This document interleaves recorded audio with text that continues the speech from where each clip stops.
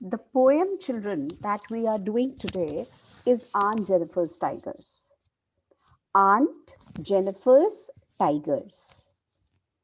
When we do poem, तो सबसे पहला चीज मैं आपको बताती हूँ कि देखो, अगर क्वेश्चन आएगा name the poem and the poet, तो कैसे लिखना है।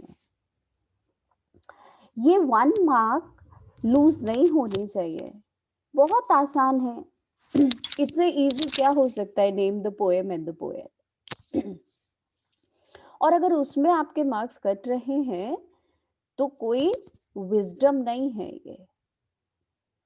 आंट जेनिफर्स टाइगर्स, जो चीज याद रखोगे वो ये है कि आंट जेनिफर्स, जेनिफर्स में एपोस्ट्रोफ एस है, भूलना नहीं है। दूसरा, पोएट का नाम पूछते, पोएट का नाम है एड्रिनी रिच। जब आप स्पेलिंग लिखने बैठेंगे तो एक छोटी सी चीज याद रखेंगे, तो स्पेल गलत नहीं करेंगे नाम को। डबल एन है और डबल एन के दोनों तरफ ई है। So simple, Adrienne Rich. Adrienne Rich के ये पोयम फेमिनिस्ट पोयम है। फेमिनिस्ट पोयम का मतलब है from the point of view of a female. Feminist poem means that the poet is talking about the welfare of women. So, Aunt Jennifer's Tigers is a small poem, but it is difficult. Why? Because they ask us, what are the images used in the poem? What are the symbols used in the poem? तो symbols पता होने चाहिए कौन से हैं। अगर मैं वैसे समझाऊं पोएम तो बहुत आसान है। A woman whose name is Aunt Jennifer, she is sitting and she is knitting. वो बुन रही हैं और वो डिजाइन जो डाल रही हैं उस पैनल पे, वुलन जो बेटा पीस है उसके ऊपर वो डिजाइन है टाइगर्स का। और जब वो बुन रही हैं तो उनके हाथ में जो अंगूठी है वो दिखाई दे रही है, which is the symbol of the wedding, और उनकी उंगलियां कांप रही हैं। और लास्ट स्टेंजा तक जाकर के उनकी डेथ हो जाती है, और जो टाइगर्स उन्होंने बनाए थे वो टाइगर्स, जंपिंग टाइगर्स वैसे ही दिखाई देते हैं जैसे उन्होंने बनाए थे, पर वो जिन्होंने टाइगर्स बनाए उनकी डेथ हो गई।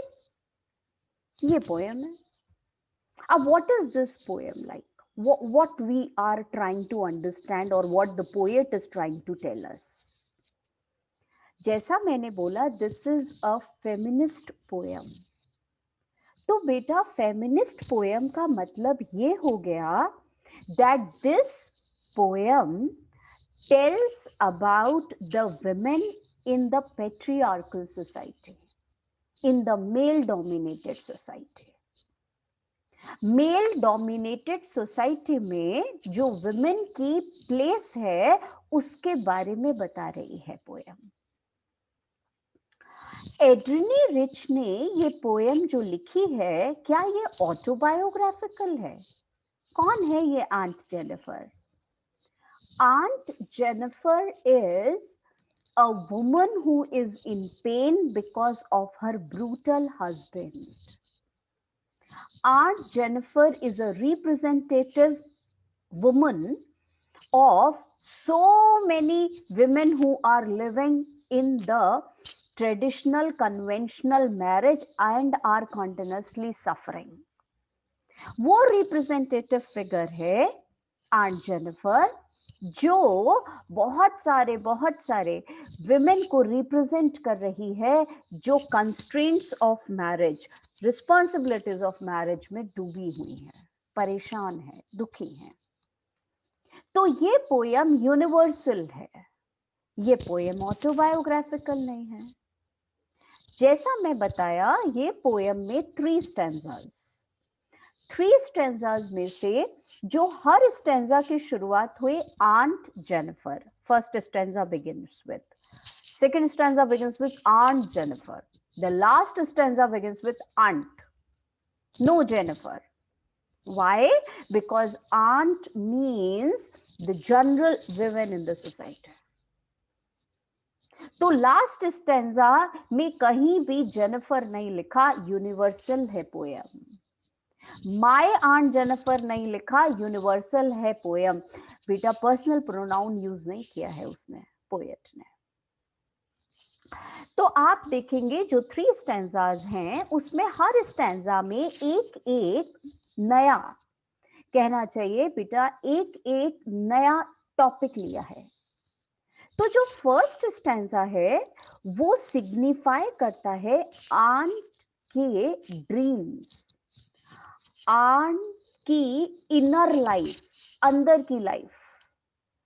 इनर लाइफ का मतलब, ड्रीम का मतलब वो जिंदगी विच वॉज हिडन, जो छुपी हुई थी, किसी को पता नहीं थी. बाहर से वो ट्रैप्ड वुमन है, बाहर से वो डोमिनेटेड वुमन है, बाहर से वो ऐसी वाइफ लग रही है जो कि डोमेस्टिकेटेड है, पालतू. और बेटा अंदर से she was energetic, ferocious, she wanted to live free, confident. तो जो पहला स्टेंजा है वो हमें ड्रीम्स बताएगा आंट के. तो आंट के ड्रीम्स कैसे दिखाई जा रहे हैं? जैसे आंट वो बुन रही हैं. क्या बुन रही हैं? टाइगर्स. तो वो टाइगर्स की डिजाइन जो वो बना रही हैं, वो टाइगर्स उनकी लाइफ को, उनके ड्रीम्स को रिप्रेजेंट कर रहे हैं. और सेकंड स्टेंजा में वो चुपचाप अपनी निटिंग कर रही हैं, उनके हाथ कांप रहे हैं और ये वेडिंग रिंग इतना भारी लग रहा है उनके फिंगर्स के ऊपर. ये सेकंड स्टेंजा बताता है कि aunt has become a virtual slave after her matrimony. शादी के बाद एक वर्चुअल स्लेव हो गई, रियल नहीं, वर्चुअल. वर्चुअल का मतलब जस्ट लाइक स्लेव्स. अभी हम और आप वर्चुअल क्लास ले रहे हैं, रियल क्लास नहीं है, पर ये क्लास के जैसा ही है. वैसा ही आंट हो गई है वर्चुअल स्लेव.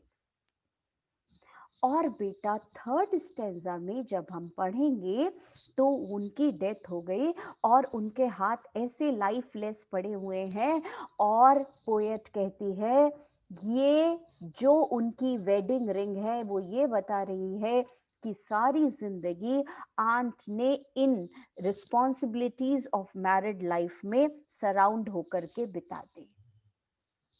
उनकी डेथ हो गई पर किसी को कोई फर्क नहीं पड़ा.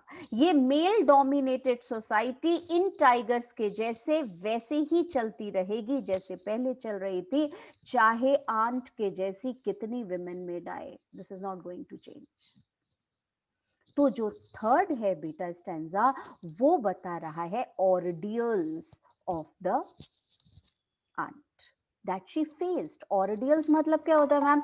अग्नि परीक्षाएं जो उन्होंने दी थी. So that is the one thing. ठीक है.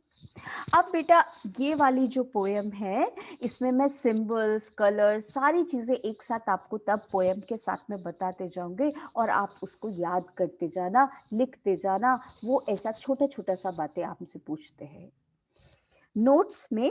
ये बेटा जो पहला वाला है इसको देखो. Introduction.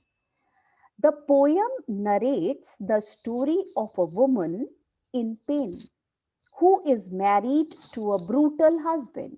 Brutal matlab cruel husband. She is a virtual slave, does not have her own will. Will matlab wish. This poem is not autobiographical but universal. Aunt Jennifer represents many unhappy women in their conventional marriage, conventional, traditional, age old. They are unable to express themselves in an oppressive patriarchal society. Oppressive, दबाने वाली, dominating patriarchal society है. This feminist poem has three stanzas. Each stanza represents a different idea. Dreams of aunt in first stanza, implied slavery of aunt in second, implied is included, ordeals of aunt in third stanza. Open your book and now we will read from the book itself.